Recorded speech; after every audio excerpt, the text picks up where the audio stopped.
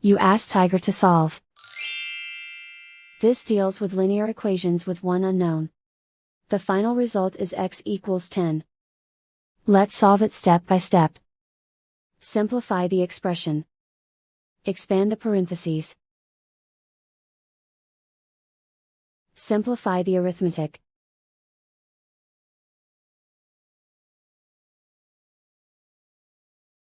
Group all x terms on the left side of the equation. Subtract 3x from both sides.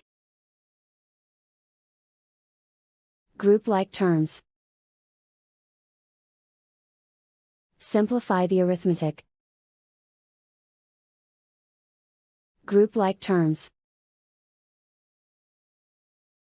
Simplify the arithmetic. Group all constants on the right side of the equation.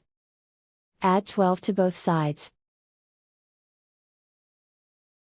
Simplify the arithmetic.